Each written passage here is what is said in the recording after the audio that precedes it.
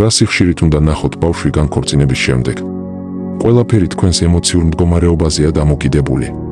თუ გრძნობთ, რომ ბავშვის ხშირი ნახვა გამშვიდებთ და ძალას გაძლევთ, მაშინ ხშირად ნახეთ. მაგრამ თუ ყოველი შეხვედრა თქვენთვის მძიმე დრამაა და თავს ცუდად გრძნობთ, სჯობს დროებით თავი შეიკავოთ. ხანდახან სასარგებლოა განქორწინებიდან პირველი 2-3 თვე მთლიანად საკუთარ თავზე მოახდინოთ კონცენტრირება. როცა იგრძნობთ, რომ დაწყნარდით და დამშვიდდით, მხოლოდ მაშინ გააგრძელეთ ბავშვთან კომუნიკაცია. ამით თქვენ მას არ ღალატობთ, ბავშვი ხომ გრძნობს თქვენს ტკივილს. თუ მასთან შეხვედრაზე აცრემლებული და განადგურებული მიხვალთ, ამით მას კი არ ეხმარებით, არამედ ტანჯვას ასწავლით. ამით სიტუაციას აუარესებთ. სჯობს საერთოდ გააუქმოთ შეხვედრა, ვიდრე წამებული სახით მიხვიდეთ. თუ ცოლთან ცუდი ურთიერთობა გაქვთ, სჯობს ცალკე შეხვდეთ ბავშვს. მასე უფრო კომფორტულიც იქნება და ბავშვიც ვერ იგრძნობს თქვენ შორის არსებულ დაძაბულობას. და ეს მნიშვნელოვანი კომპონენტია, რადგან ბავშვებს ბოლომდე არ ესმით რა ხდება განქორწინებისას. ამიტომ შეიძლება უხერხული კითხვებიც დასვან. მაგალითად, მამა, ღამით რატომ არ რჩები ჩვენთანო?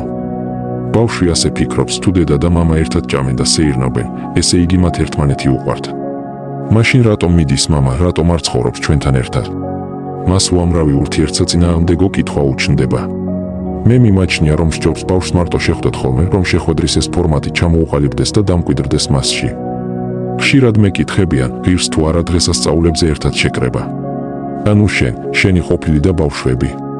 ვითარებას გააჩნია, მაგრამ უფრო არ ღირს ვიდრე ღირს. აგიხსნით რატომ?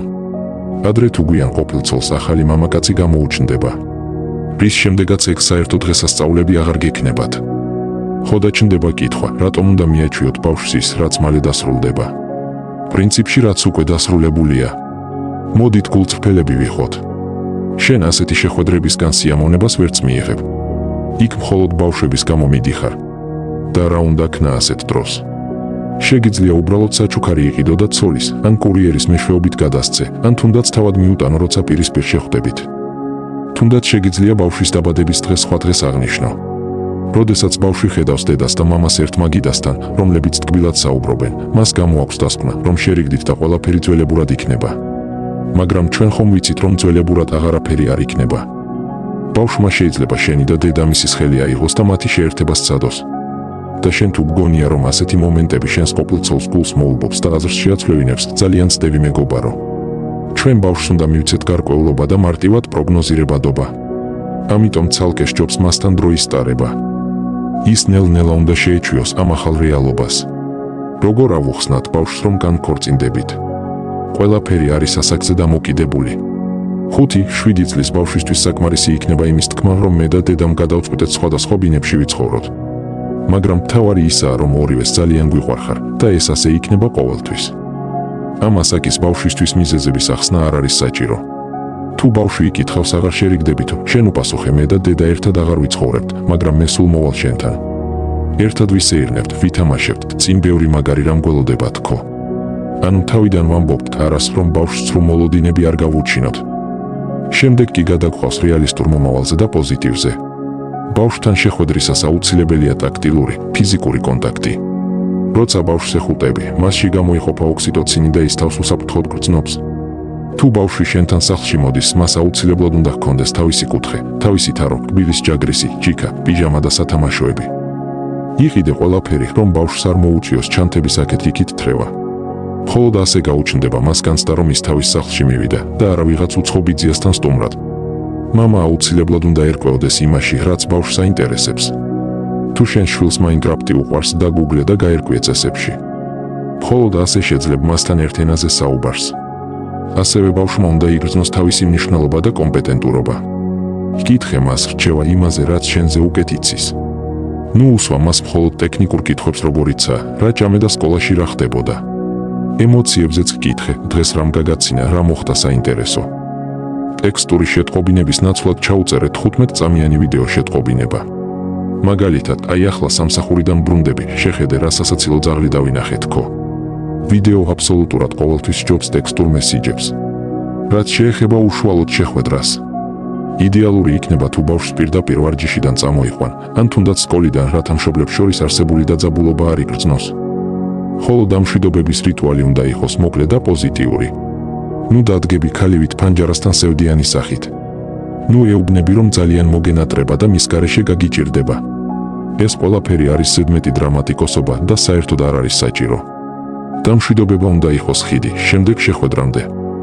უთხარი, მომავალ შეხვედრაზე იმ ტურს გავივლით თამაშში, ამიტომ კარგად მოემზადე, რადგან მეწაგებას არ ვაპირებ თქო.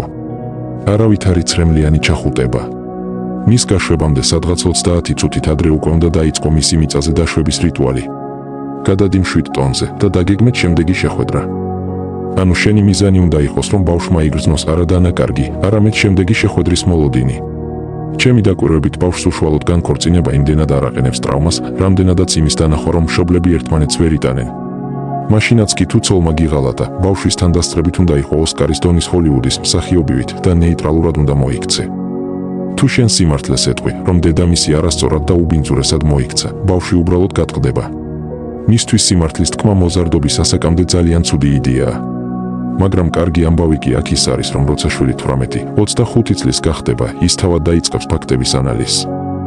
მაშინ მიხვდება, რომ თურმე მამამ ყველაფერი იცოდა, რომ მას ძალიან სდგიოდა, მაგრამ ჩემს გამოდუმდა. დედა კი მატყუებდა და მანიპულირებდა.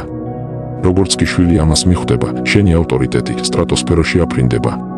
თუ დედა ბავშვს შენს წინააღმდეგ განაწყობს, ხელებს ნუ ჩამოუშვებ და ნუ დანებდები. სადღაც 14 წლამდე ბავშვს კრიტიკული აზროვნება არ გააჩნია. რასაც დედა ეტყვის, ის იქნება ჭეშმარიტება. მაგრამ როგორც კი ტვინის პრეფრონტალური ქერქი საკმარისად ჩამოუყალიბდება, ის ეგრევე მიხვდება, რომ დედა ცდება, ან უბრალოდ იტყუება. ყველა ბავშვს ერთხელ მაინც უჩნდება სურვილი რომ გაარკვიოს სიმართლე. ასე რომ მაგ ნეგატიურ განწყობებს ბოლო გამოყენების ვადა აქვს.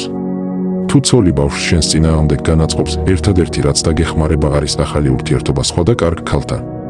შენ ახლა ჯოჯოხეთში ცხოვრობ და იქამდე გეტკინება, სანამ გვერდით რეალურად საყვარელი ადამიანი არ გეყოლება.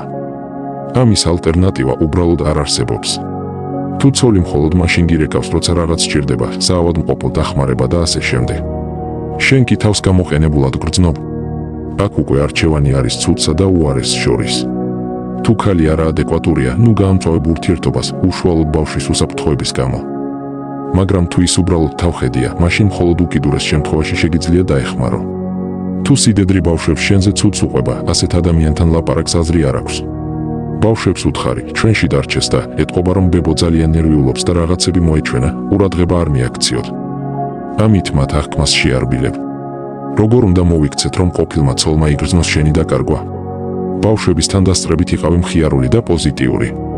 მაგრამ როგორც კი მარტო დარჩებით, მაშინვე შეცვალე ტონი და იკავე დისტანცია, იყავი ცივი და სიტყვაწუნწი.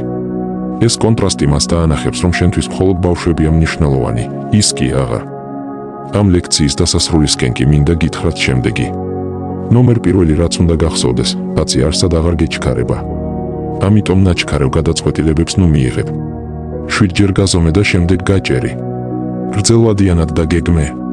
უნდა გახსოვდეს, რომ განქორწინების შემდეგ ურთიერთობა სრულფასოვანი ვეღარ იქნება. მაგრამ იცოდე, რომ არავის შეუძლია შვილის ისე დაფასება და სიყვარული, როგორც იმას, ვინც ის დაკარგა. რიგითი მამა თავის დროს ფლანგავს, იმიტომ რომ მას ის უსასრულო ჰგონია. შენ კი მხოლოდ ერთი შეხვედრის დროსაც კი იმდენ სიყვარულს გასცემ ბავშვს, რამდენსაც რიგითი მამა მთელი თვის განმავლობაში ვერ ახერხებს. ახლა შენი სიყვარულის პოტენციალი უზარმაზარია. ბავშვი ამას აუცილებლად გრძნობს. და ერთ დღესაც შენ ამის შედეგს აუცილებლად იხილავ.